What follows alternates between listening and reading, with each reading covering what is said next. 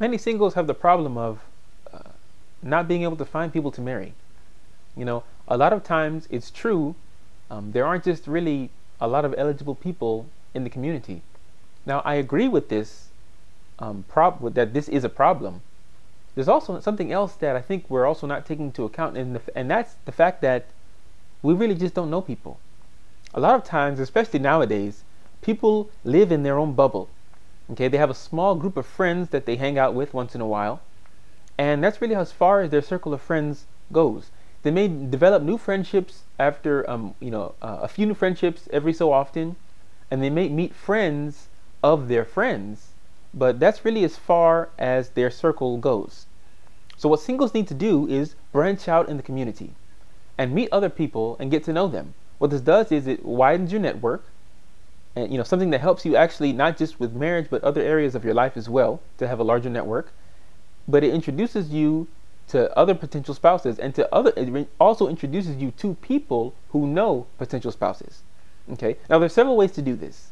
Two of the most common ways would be to attend large social gatherings and to participate in the community. So the first one, attending large social gatherings. Okay, different parties and stuff, when they're having activities, different ethnic activities, whatever it is. Go to where people are congregating and meet people there and just talk to people and at least get to know people on an acquaintance level, right? What do they do? What side of town do they live on? Are they themselves married, right? You don't have to become a foxhole friend with them because there's not enough space for everyone to be so close with you in your life. The second way was to participate in masjid activities.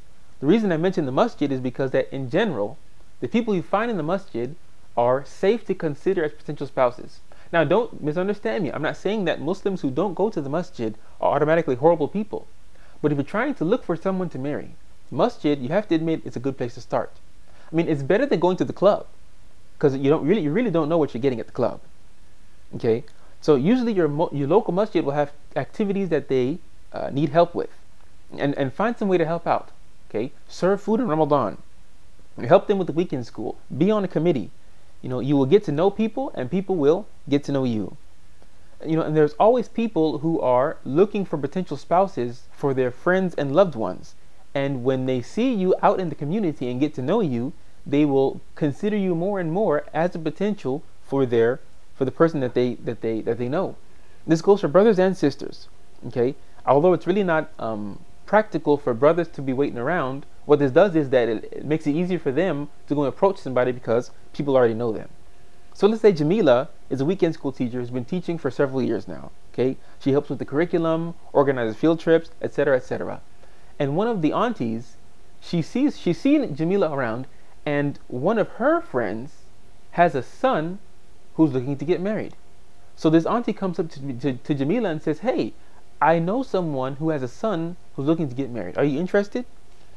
So let's take, let's take it on the brother side too. Jamal's on the youth committee at the masjid.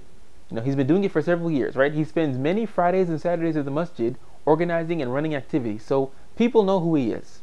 So when it comes time for him to go and approach someone, to ask someone to, if they are interested in talking about marriage, and again, notice how I switched it when it came to the brothers, okay? It is not practical for brothers to wait around for someone to come and approach them. The brothers are the ones who need to do the approaching, okay?